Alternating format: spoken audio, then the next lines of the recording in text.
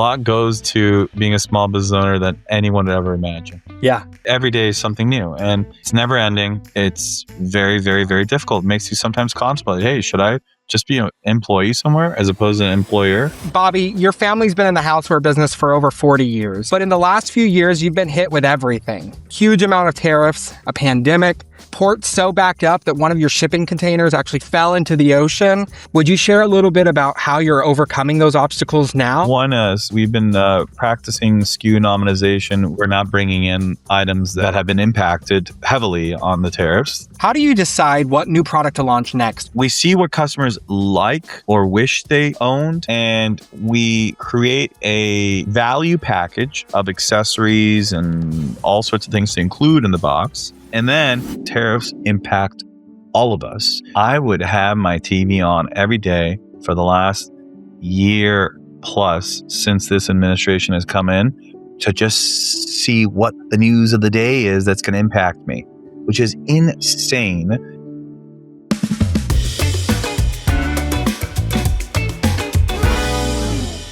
Welcome back to Be On the Register, everybody. My name is Jeremy Watts. I have a very, very special guest here today, Bobby Djavaheri. I am so excited to have you here. Guys, Bobby, your family's been in the houseware business for over 40 years, selling everything from elegant china to air fryers that Oprah loves.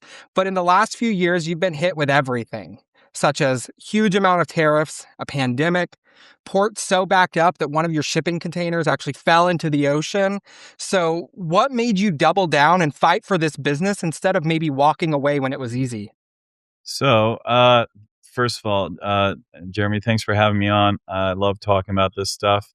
Our story is unique. My dad, he's 93 years old. He just walked in right now and gave me some lentil soup just to give you a little Love inside, lentil soup.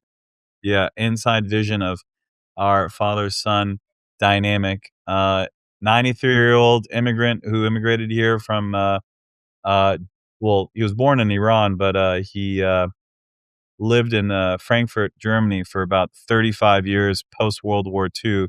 And that's a very houseware-centric environment over there. That's where he got the whole housewares inspiration to get into homeware.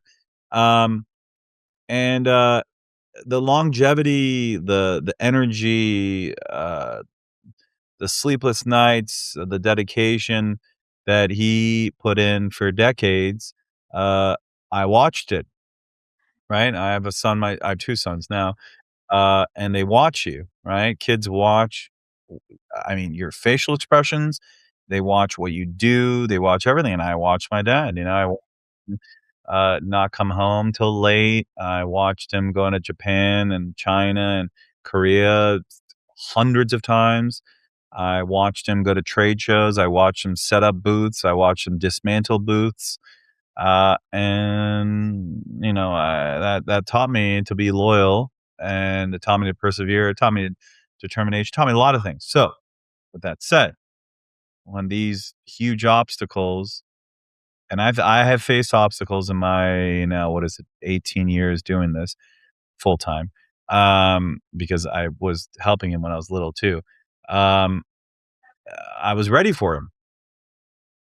Even though we didn't know a pandemic would happen. We didn't know port congestion would happen at record rates. We didn't know containers would start costing up to 25x. We didn't know president and administration was going to come in and put in obscene amounts of tariffs on our major trading partner. You should have seen my dad's face when all these things happened. He couldn't. This is the word that I've used with 60 Minutes, with CNN, with everyone. He couldn't fathom what is happening. He couldn't even speak. And nothing. We've fought through it, but also because he's been around for so long, our overhead is lower than our competitors. We own the building we're in. We've had people here who feel like their family. They've been with us for decades, so we're a little different than our competitors. And I'm just never going to give up. It's just my personality. So that was a long answer for your question, but yeah. No, I love it. I think perseverance goes a really long ways to small business ownership, right? And being able to kind of persevere through all of the obstacles on a daily basis can make or break a small business. And I think that whenever you're thinking about kind of these obstacles and how you've overcame them, would you share a little bit about how you're overcoming those obstacles now and for a small business owner to kind of rely on? So, okay, a few strategies. One is we've been practicing SKU nominalization. We are not able to concentrate on SKUs on items that we feel we would not be able to absorb some of the tariffs and pass on the rest. We feel that the turnaround uh, sales on specific items would just not work out. So we're not bringing in items that have been impacted heavily on the tariffs. A, um, B, um, we are gearing towards more off-price chain stores whom thrive during this type of an economy. Uh, Lower priced, same value, Right. of the same quality, but lower priced pieces like your plates and bowls and mugs and espresso cups and saucers, stuff like that, as opposed to your air fryer oven, which is like a massive, uh, giant item that, that unfortunately in this type of an economy, uh, and with including the tariffs, just wouldn't be able to sell as much, even though they're still Right. popular. In regards to the 100 and something percent tariff, um, oh, you haven't asked that question yet, but whenever you come across, we'll talk about that. Yeah, no, man. I think that is perfect segue to actually talk about the 145% tariff increases that our businesses are seeing across a wide spectrum of industries. And how are you kind of overcompensating, or how are you kind of just digging through? Those are not active anymore. The president uh, has threatened it multiple times. He enabled it for a few months, and that was essentially an embargo. Yep. That's what he was saying. He was saying he knew that that rate is so high that no one would bring goods at those tariffs. Unfortunately, we had a few containers on the water at that time, and they did get affected. And it is what it is. It was very, very frustrating. Again, sleepless nights, a lot of anguish, a lot of frustration.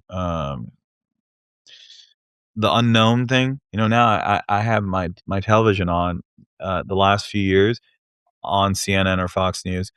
Yep. I never had my TV on. So this is really funny.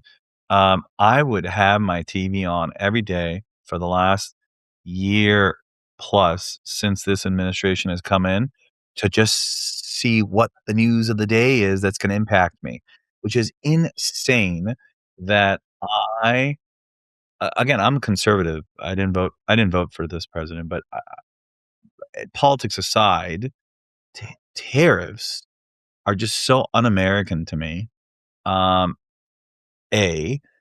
B, I really don't appreciate the fact that it's been so politicized because tariffs do not discriminate, okay? Tariffs impact all of us, and if you wanna call yourself a MAGA gun ho guy like my mom, which is totally fine, you are being affected by these tariffs. And I admire those who are courageous enough to say, hey, I'm MAGA. However, I disagree with this policy. Not like I'm MAGA, I agree with every single policy. Um, and so that's what I do every day. I have my TV on the news to see what the hell is gonna be said that's gonna directly impact me and you. Yeah, And what is the most important thing? Our livelihoods, right? It really is. Of course, after health, it's, absolutely. make money to live, right? So, yeah, I'm just going over my thoughts with you of as a small business owner, and the tariffs that we had, the obstacles. Now he's lowered them, right? I think the fentanyl tax is there. and the reciprocal, I don't know, it's a 30+% right now. Okay, it's manageable. Uh, it's manageable because, again, the things that we've practiced: SKU nominalization, not bringing in as large of a portfolio as before, different sales channels now. That's why. If tariffs were not there, we would be exploding right now. Which we were, by the Right. way. Numbers that I never imagined in my life I would ever see, ever. So, yes, this policy has directly impacted the economy. I don't care what they say. It has directly impacted us who are making buy, and has directly impacted all of us. Okay. Right. Now, now, let's play devil's advocate. Folks say, "Oh, why don't you make it America? Why don't you make it America?" You don't think I want to make it America? Okay. I would love to make it. You think I like working with the Chinese? Do you think I like leaving my family a couple times a year and going to China? Uh, no, not at all. Um, Unfortunately, there are no factories in the United States that make these products. Right. Okay, and that's what don't get. Um, I appreciate their energy. I appreciate their patriotism. I'm right with them. Thank you for that insight. I think, one thing that you mentioned was this idea of kind of we would be exploding right now, and you've seen numbers that have come in. And would you contribute that to a lot of, I would say that Yeti's products have an uncanny knack for becoming quite popular hits. You've been featured on Oprah's Favorite Things multiple times, from a set of mugs in 2016 to an air fryer oven in 2020 and a bread maker in 2021, which I think is huge exposure. So, can you take us maybe behind the scenes of how a small family brand such as yourselves gets on Oprah's attention? Like, did you submit products to her team? Did they discover Yeti on their own? And once you're on that list, kind of what happens? Did you scramble to fulfill a surge of orders? Kind of walk us through that experience. Yeah, we've been in Oprah maybe for about I don't know, a dozen or around dozen times. The creative director of O Magazine, his name is Adam Glassman. I'm 41. He's known me now since I was 16 years old. Um, yeah, Adam and I are friends. I haven't spoken to him in a year or two, but we're long time friends, family friends. He knows my sisters as well. They call him, quote unquote, Oprah's ear. And he found us at a trade show when I was really, really young. And he's an admirer of small businesses, big admirer of small businesses. And his heart is in the right place and is just trying to help small businesses. And yeah, when you're an Oprah, you can imagine the surge of orders, but we've always been prepared because they prepare us. The Oprah team prepares us. That's awesome. Yeah, and it's fun. It's crazy, man. I remember during COVID, we were in a I think it was bread maker or an air fryer oven. I don't remember what it was, but I remember packing boxes myself because of the protocols. I'm Yeah. talking thousands of boxes, and I had a Ford Raptor pickup truck then, and I remember loading stuff on my pickup truck and going to FedEx and washing my hands, having a mask on, man. I had a 4-month, 5-month-old baby boy at that time, getting home, taking my clothes off outside the house after all that FedEx Yep. runs and jump in the shower, crazy crazy stuff, Dude, life of a small business owner, right? Like, you got to really dig in and get all of that. You got to experience it all. and as I'm telling you this, I'm imagining all those small business owners whom I've come across at trade shows and my travels and to all these gift shows and houseware shows and tabletop shows and even sourcing out of China. Uh, Same energy, same stories. I'm sure you probably hear this stuff. Oh, I forgot to mention, I help the National Retail Federation in DC, whom I guess one of the largest retail advocacy groups in the country. Uh, I help them speak to our politicians on what the heartbeat of America is all about, which quintessentially is the small business owners, right? We're the fundamental bone of this country. So anyway, I've come across a lot of small business owners, and we have the same stories. It's so funny. We're the same people. Our brains are just like mesh when we talk. Um, so yeah. I love that.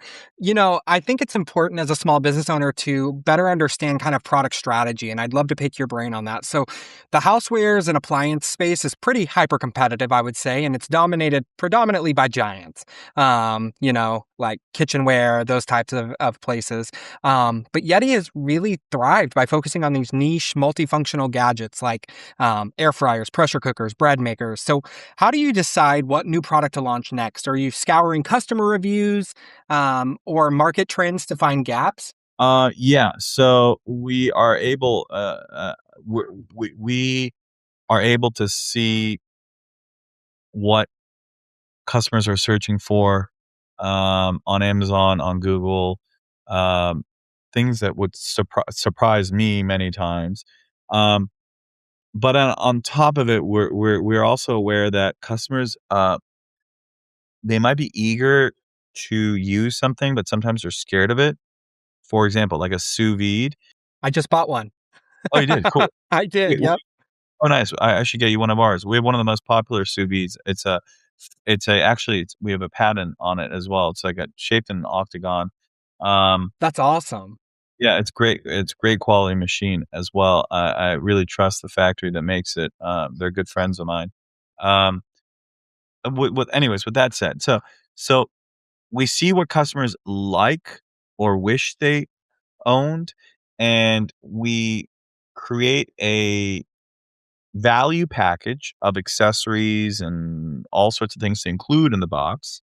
All our small appliances are like this, by the way. And then um, we provide like a instruction manual and recipe book, kind of like air frying dummies 101, sous vide dummies 101.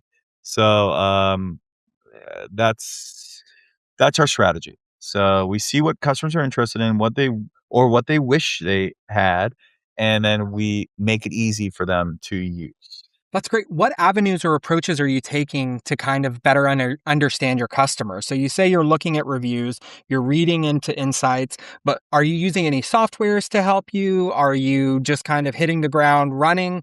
How does that strategy look like?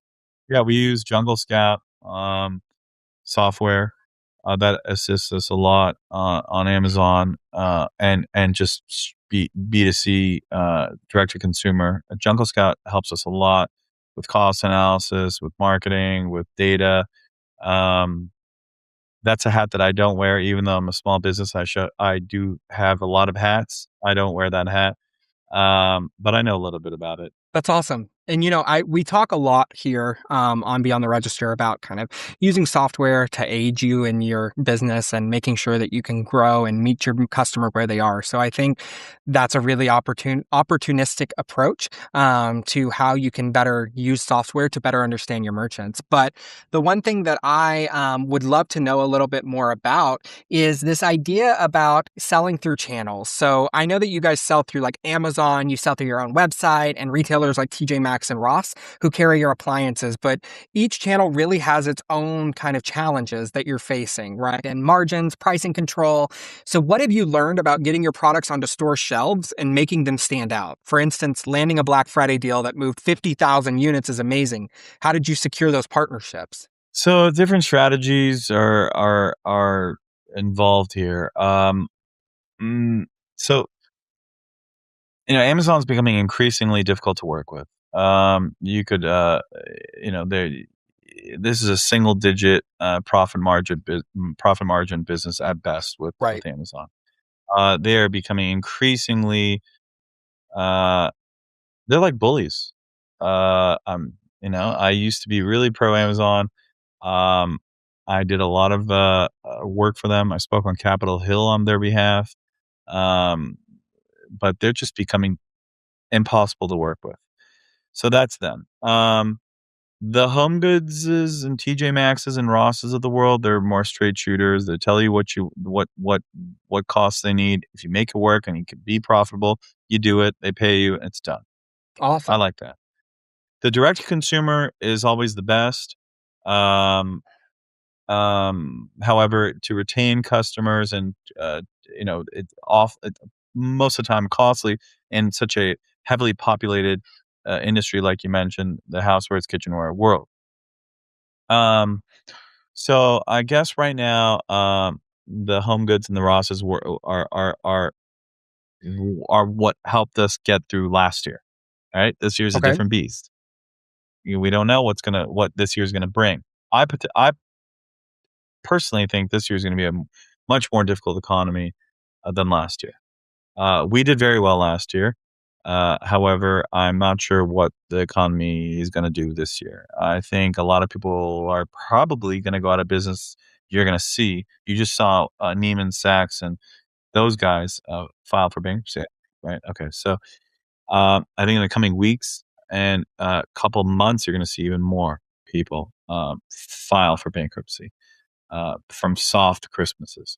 How do I secure orders? We at this point we've been around for decades, so we know all our partners.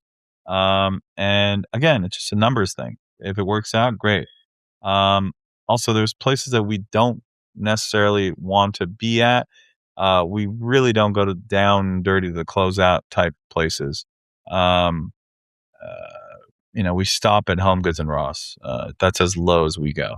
That's great that you have um, the the capability to get into other channels and better understand kind of what their consumer wants, the pricing that they meet, and you can kind of learn and grow from that. So I think what's important to talk a little bit about is the supply chain issues that we're running into. So not maybe so much now, but I know that in 2021, the supply chain crisis was huge, and that year ports were gridlocked. It hit you hard. We saw you on 60 Minutes actually standing in an empty warehouse, which was crazy. First time ever empty, right? So, just weeks before Christmas, also. So, you had thousands of back orders that you couldn't fill because your goods were stuck on ships.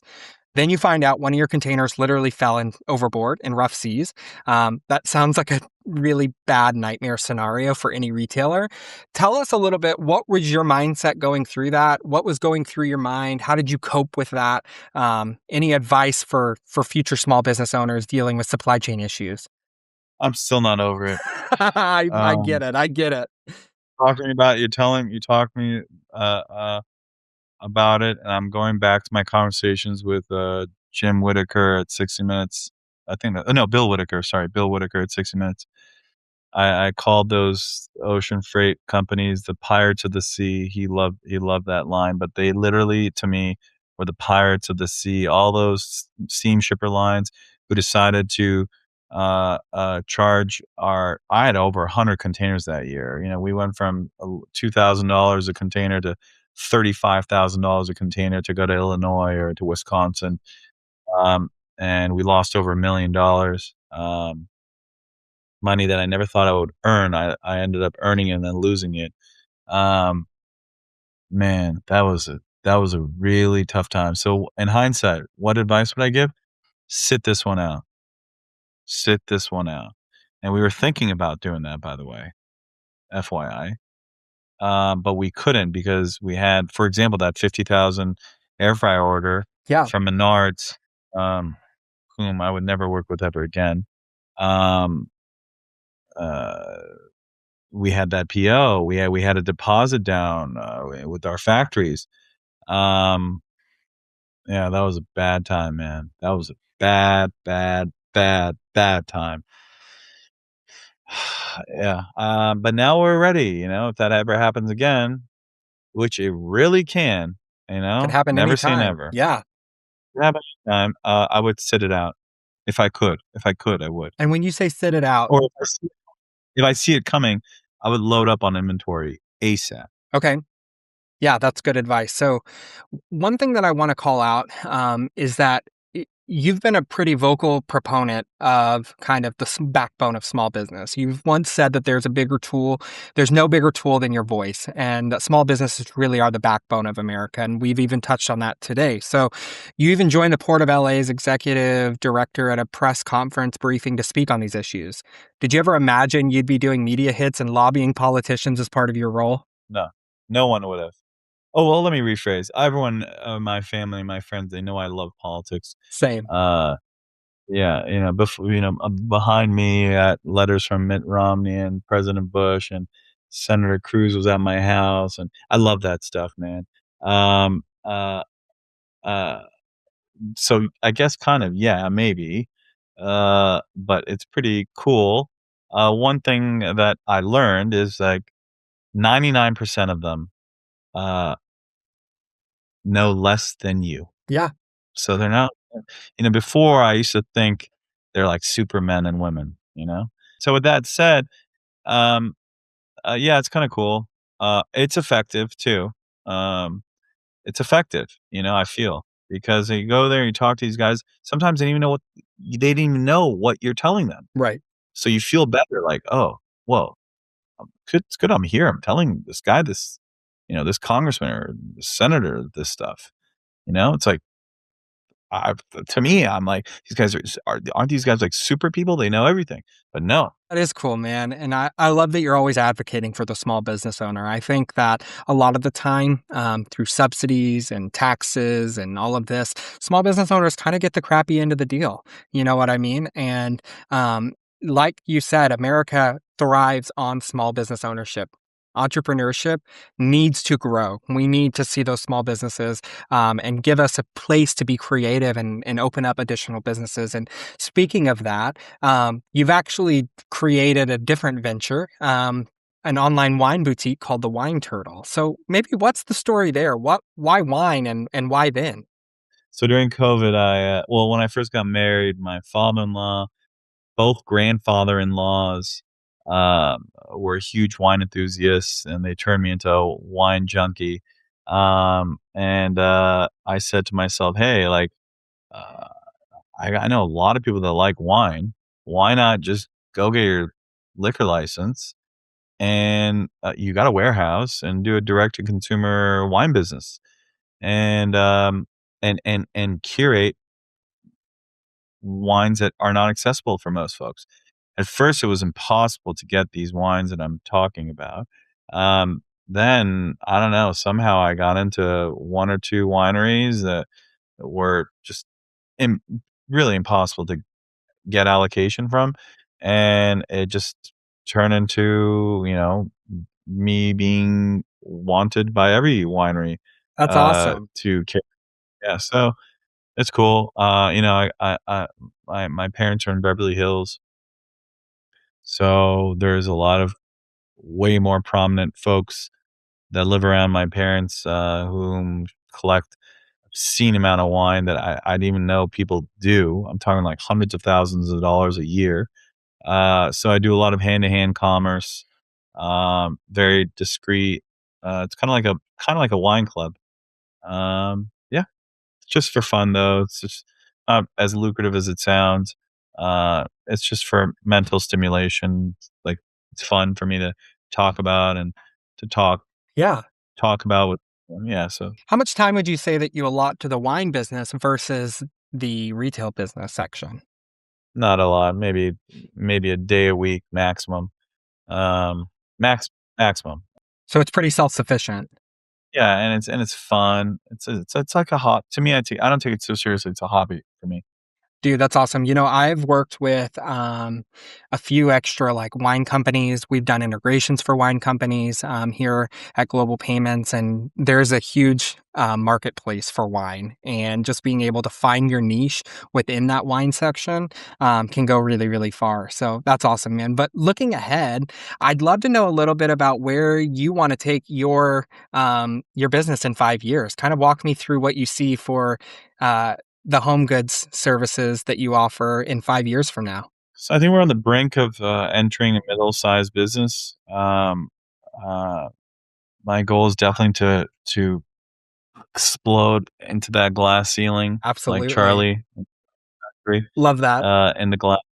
Yeah, I see that coming. Um, I know we could do it, and contemplating exiting in the next 5 to 10 years. Contemplating. I know that you've mentioned half jokingly that this business has been somewhat of like being in a war. Do you see smoother sailing on the horizon? I know in our previous discussion you mentioned a little bit of economy being a little bit harder. So, how do you optimistically plan to expand your product lines or distribution tactics when the economy maybe isn't going to go the way that we like it to go? So whether we want to accept it or not, China is an adversarial actor Yeah, they're a superpower for to sure. and that everyone needs to just accept that. A, B, this adversarial opponent, actor, whatever you want to call them, they're miles and miles and miles far ahead than us, unreachable by us. Most Americans don't know this. Most Americans feel like we're the number one superpower. We're good. These tariffs are going to stop the Chinese. No, no chance. Okay. I was just there a few months ago. They're on another level. They're like from space. They're like superhumans. What they've built there, it's insane. Um, and why do I bring them up? They're our number one trading partner, or we're their number one trading partner. And I think those still last. Maybe I'm wrong. Maybe Mexico is now our number one trading partner. I'm not sure. Anyways, um, whether you like it or not, products are always going to be made there. Yes, people have rolled around to Vietnam, India, Thailand, and whatever the countries. Some back in the United States, et cetera, et cetera. Um,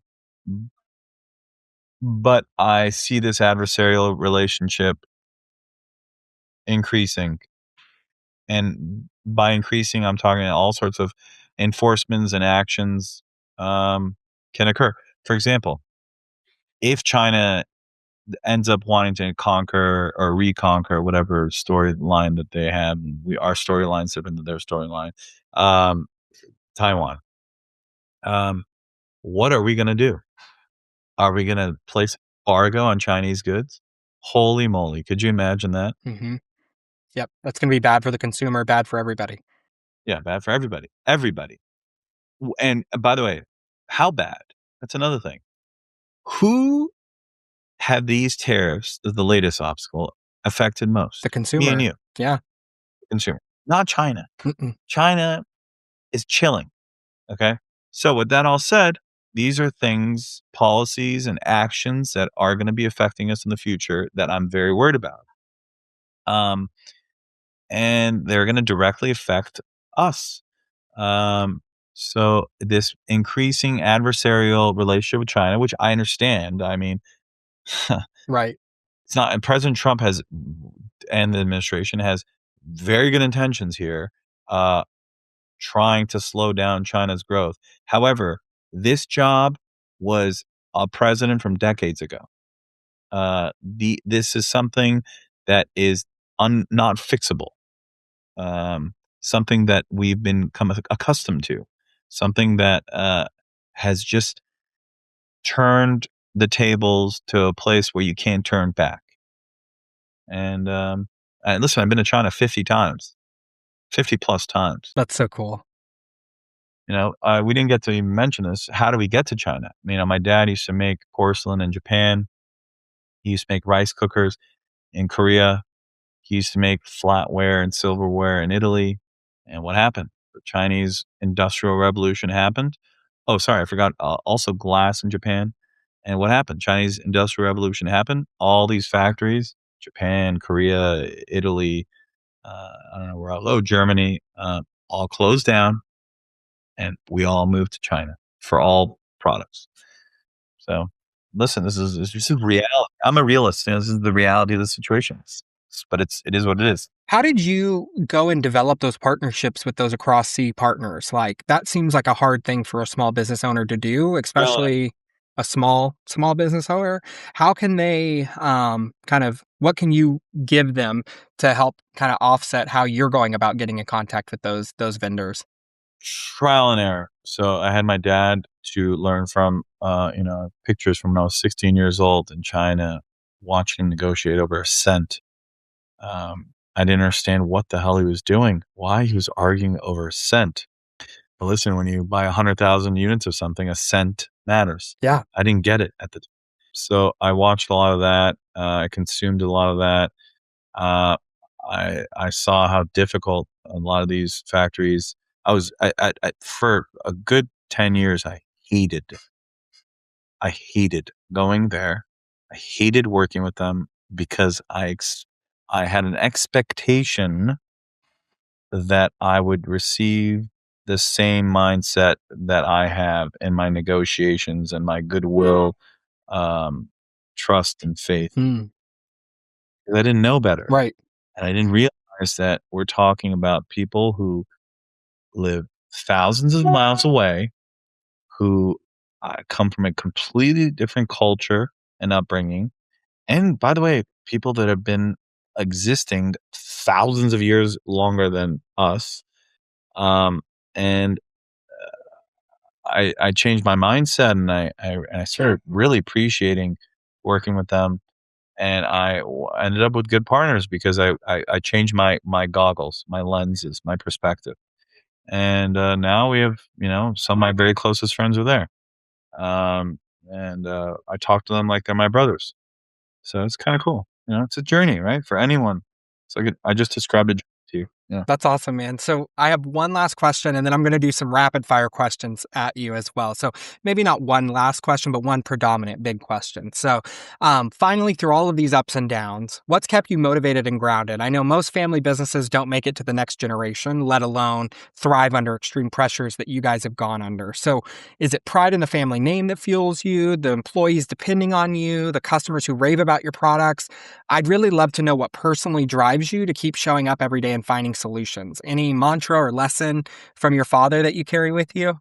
My dad is a very soft spoken, I know it's cliche to say, but classy, worldly, hardworking guy. He's been a great example to me my whole life. He's never said, yeah, he's never said, "I'm proud of you" or "I love you," because we have a double generational gap. He's 52 years older than me. We have a language barrier. It's just he comes from the old country. So that maybe combination of all that gets me going nonstop. Um, Also, I got two boys, Theo and Brady, that rely on me. My wife Nicolette, who relies on me, and lastly, I see how lucrative this business could be, Right. and we've gotten sprinkles of success over the last few years, and those sprinkles I hope turn into a whole body experience eventually. Um, so yeah, and I'll tell you, sports. Growing up playing organized sports uh, for decades helped me uh, with where I am today too. On top of that, Yeah, that's awesome. feeling lost, feeling gain and loss, and you don't want to lose. It doesn't feel good to lose, Right. right? Those are things that get me going. That's so cool. So, okay, you ready for some rapid fire response questions? So, whatever comes to your brain, first and foremost, Bobby, just let it out. So, what's the best advice you've ever received? If something's not selling, dump it. Get your capital back. Okay, I love that. What daily habit changed your life the most? Working out every morning after I drop off my son at school. Heck yeah. What kind of workouts do you do?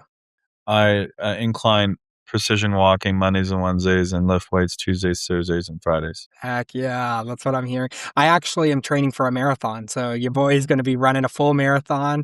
I had never been able to run before, and then I have lost about 105 pounds now. And yeah, man, What? I know. I've lost about 105 pounds. So definitely from diet and exercise, but it's been a great opportunity. And I fell in love with running.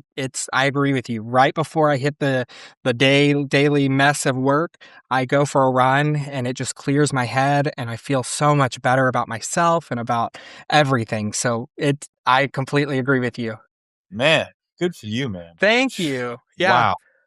Wow. Wow. Wow. Wow. Thank you so much. Wow. Yeah, it's been a journey. I've been losing weight now for about 2.5. Actually, I guess it's been 4 years now. So during COVID, I was super depressed, and I just was like in this space where I was just like, I can't go anywhere, I can't do anything. So let's just go. And I'm a social butterfly. So I was like, I'm going to go walk. I'm going to just start walking. And as I was walking, I started to realize like, okay, I can run. Like my body is made and capable of movement. So I did runs for like 10 seconds, 5 seconds, couldn't breathe, kept doing it every day, kept showing up every day. And now I'm training for my first full marathon. So, Mental health is not spoken about as much as it should. I'm surrounded by depressed people. My heart goes out to anyone who has battled it. I want to help people. You're so golden for having the courage to tackle it thank you. by doing what you and look at you now, man. And I'm sure you got tough days, 100%. like a human being does. And to talk about it, to do something about it, it's an inspiration for everyone and anyone. You just inspired me. It's Thanks, just man. incredible. Yeah, you really did. So yeah, my first cousin, more or less same situation as you. Now he's training for triathlons. He's a nut. That's awesome. I love it. Yeah, he's in New York. Anyways, go on. Continue rapid firing. Yeah, no, sorry, I got ahead of myself there. Last one. What's the hardest truth about your area of expertise that maybe people just don't want to hear? There's a lot goes to being a small business owner that anyone would ever imagine. Yeah. Every day is something new, and it's never ending, and it's very, very, very difficult. It makes you sometimes contemplate, hey, should I just be an employee somewhere as opposed to an employer? So yeah. Yep. I think that's a hard thing to distinguish between. Yeah, like having to respond to emails at night or over the weekend, like takes years off your life. Dude, well, Bobby, thank you so much for your time today. I really appreciate you jumping on Beyond the Register. Guys, this has been Beyond the Register. If you have questions, comments, leave it in the comment section below. Bobby, we are so grateful to have you on the call and all of your expertise that you've provided. I'm positive that small business owners are going to find some value in this. So thank you again for your time. Guys, have a great rest of your day, and we'll see you on the next one. Take care. Beyond the Register is sponsored by Genius, the modern point-of-sale system from Global Payments designed for retailers. Genius helps you reach your most important goals, whether that's simplifying your operations, tracking inventory, managing customer insights, or taking payments wherever your business takes you. To find out more, visit globalpayments.com/genius.